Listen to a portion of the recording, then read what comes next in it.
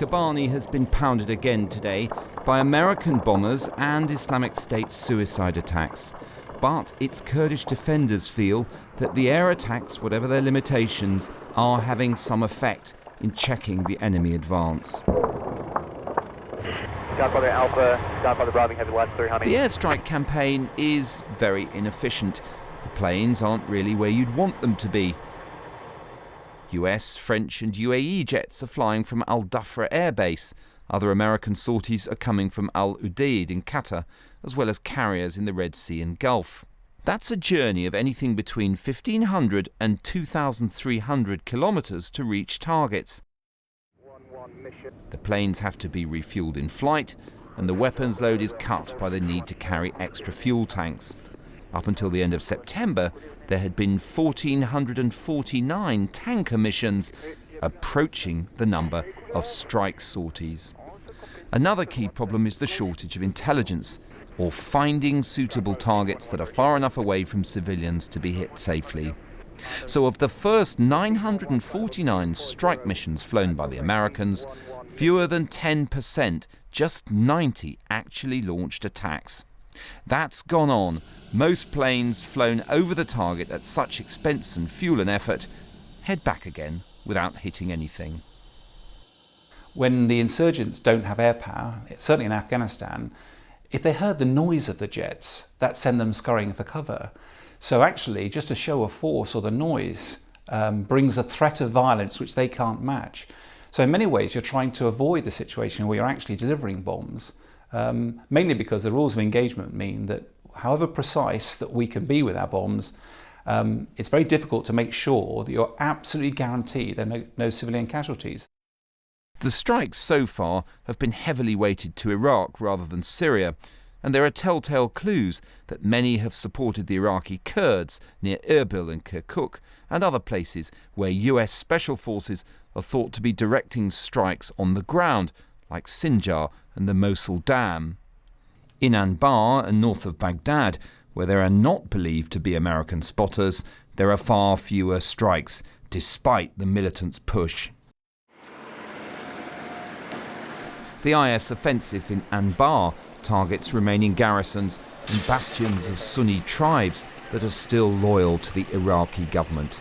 The Islamic State needs the Sunni Arab tribes because they will obviously be completely rejected in, let's say, Shia Arab Iraq or Alawi Syria, along with Kurdistan. And so they need some base of local support in these areas, which they've had, again, due to the misrule out of Baghdad and Damascus. But now what we're beginning to see is, as we saw with Al-Qaeda in Iraq in 2005 and 2006, we're beginning to see that the Sunni Arab tribes have already had enough of the Islamic State and are beginning to turn on them and cooperate with both Western governments and with even the government in Baghdad.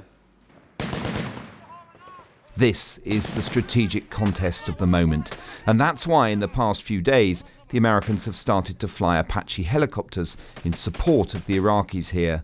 Based in Baghdad, they can get on target quickly, but with a bigger risk of getting shot down. When you talk about attack helicopters like the Apache, they bring a very, very interesting dimension to this, and undoubtedly they have some really powerful tactical benefits. But you also start putting a footprint on the ground. Also, you start operating platforms in an area where they are more vulnerable to small arms fire.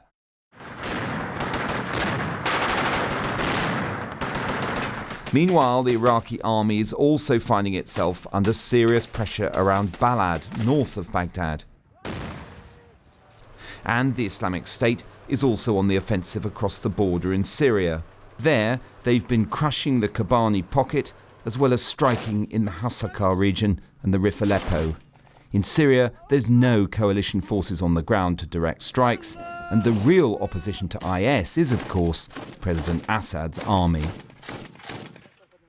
You can try to degrade the capabilities of Al-Qaeda or the Islamic State with airstrikes, but you can frankly do minimal damage to them because very quickly they'll retreat into populated civilian areas. And so that's why we need much more capabilities on the ground. I'm not talking about boots on the ground necessarily, but I'm talking about much more advanced intelligence resources being dedicated to the cause in both Iraq and in Syria. How to have a greater effect? Well, basing more aircraft in Iraq and Turkey would be one thing, but increasing the flow of intelligence for their strikes is critical, and that will mean more people on the ground. But plans to do that in Syria, with more Free Syrian Army and special forces from Arab countries, could still take months to mature. Meanwhile, Turkey continues to consider taking a buffer zone in Syria and Iraq, another step with big potential consequences.